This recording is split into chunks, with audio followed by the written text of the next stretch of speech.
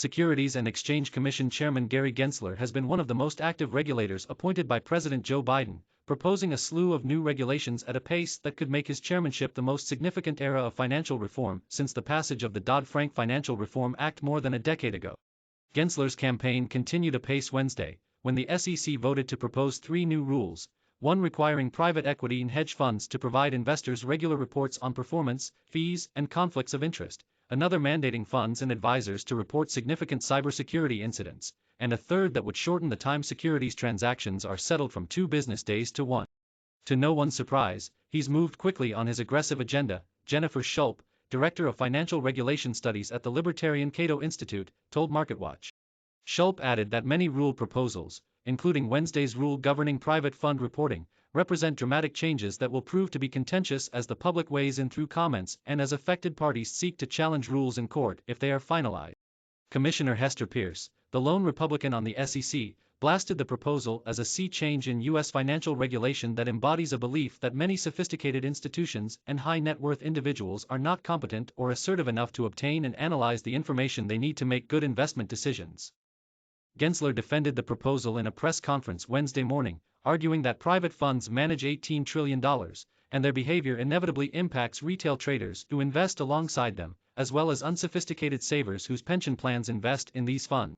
This is a really important part of our capital markets, and I think it's really part of our remit, he said. The proposal to shorten the standard settlement time for securities from 2 business days to 1 is much less controversial, garnering support from Peirce as well as the SEC's 3 Democrats.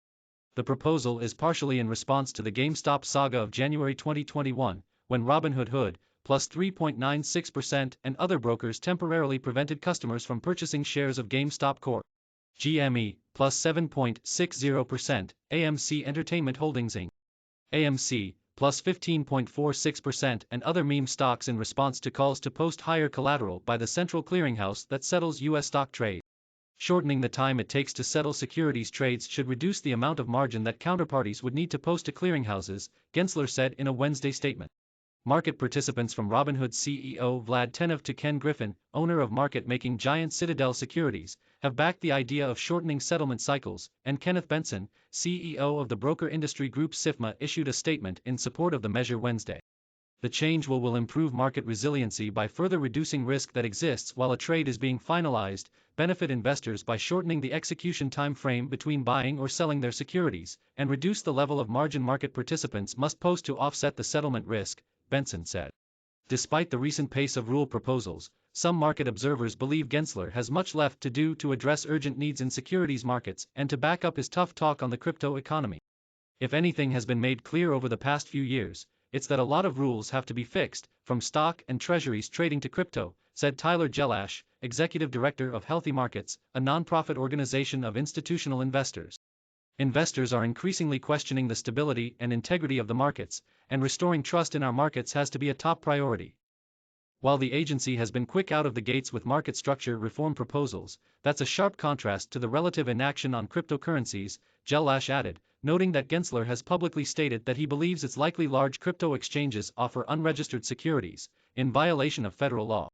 It's clear that speeches and statements aren't going to establish order in the digital asset markets. He's going to need more enforcement actions and rules to do that.